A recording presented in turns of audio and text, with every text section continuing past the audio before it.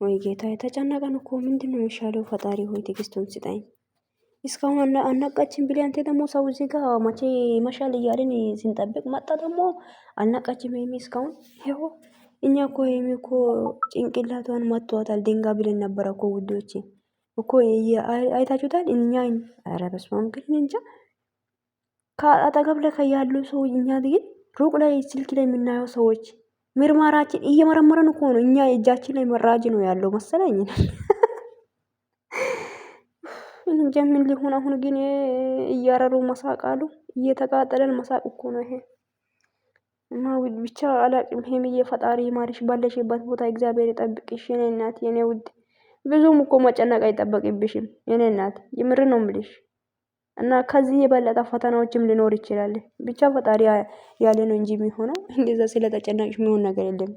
ግን አሁን ላይ አንቺ ላይ ሊፈርድ አይችልም። ብቻ ውዶቼ ጸልዩላት ለሄሚዬ፣ እግዚአብሔርን በሃይማኖታችሁ ጸሎት አድርጉላት። እውነት ይምር ነው። ሄሚ ተኝታ ታግዛ ይምር ነው። አንገቷን ደፍታ ማየት አንፈልግም። ዝቅ ብላ ማየት አንፈልግም። እንጃ ታማው የሆነ ያለ አንድ ደቂቃ ራሱ ለሄሚ ሲታዝ ምን ያክል እንደሚከፋ ማወቅ አለባቸው። አንዳንድ ሄሚ የምትወዱት ሰዎች እግዚአብሔርን ኧረ በኢየሱስ እንጃ። ግን ስንት ሰዓት ላይ ይመሻል ብዬ ሲጠብቅ ደግሞ ይሄ ደግሞ መጣ። 10 ደቂቃ ቪዲዮ ይዞ ሄሚ እስካሁን አልነቃችም ብሎ ጌታ ሆይ እንግዲህ ጨነቀን እኮ ውዶች። ስራ መሰራት አቅቶናል እንኳን። ኧረ በስመ አብ ወልድ። ሰላም ሰላም፣ ውድና የተከበራችሁ ውድ ቻናል ቤተሰብ እንዴት ናችሁ? ደህና ናችሁ? የባላችሁበት ቦታ ሰላማችሁ ይብዛ። እኔ ጋር ሁሉ ሰላም ነው። እንዴት ናችሁ? እንዴት ቆያችሁ ውዶች? ቪዲዮን ሼር ላይክ አድርጉ። ቤቴን ሰብስክራይብ ማድረግ እንዳይረሳ።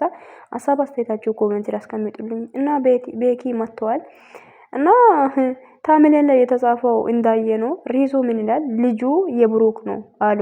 አየየየየ ይላል። ኧረ በስመ አብ ወልድ። ከባድ እንኳን ነው ዘንድሮማ። ወይኔ ብቻ አላቅም እንጂ ግን እንዴት ነው ነገሩ? ወዴት እየሄደ ነው? እስቲ አንድ ነገር ትሁንና ይሄ የሄሚ ተጠያቂ እኮ ልጅቷ ነች። የምር ነው የምላችሁት። ይሄ ሄሚን እንጃ እንዴት ማን ነው ተጠያቂ? ግን ማን ነው ተጠያቂ? ያመናችሁ ሰው ነው አምጥታ ይሄን ውሸት አምጥታ እንደ ንፋስ ነፍሳ ወይም እንደ ፋስ እንደዛን እንጃ ማን ነው ተጠያቂ? ብቻ ፈጣሪ እግዚአብሔር አምላክ አንተ እንጃ ምሕረት በምሕረት አይኔ ይላት ሄሚዬ ማለት ነው። ምን ብዬ መናገር እንዳለብኝ ግራ ገብቶኛል ውዶች። የምር በጣም ነው የሚከብደው። ብቻ ለማንኛውም እስቲ ቪዲዮ ይመጣሉ ብዬ አስባለሁ። አይደለ? ይመጣሉ መቼስ። እና እግዚአብሔር ይጠብቅሽ ባለሽበት ቦታ ውዷ ሄሚዬ ማለት ነውና የኔ ውድ የኔ ቆንጆ እግዚአብሔር ይማርሽ፣ ጨርሶ ይማርሽ የኔ ውድ። ለጠላት እጅሽ እንዳትሰጪ፣ በርቺ፣ አይዞሽ።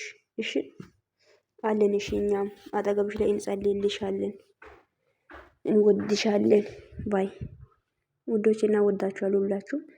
አመሰግናለሁ። የማወራው ነገር ራሱ ጠፍቶብኛል። መልካም ቀን፣ መልካም ምሽት ይሁንላችሁ። እስኪመጡ ድረስ እና እንጠብቃለን ብቻ አይደለ? ያ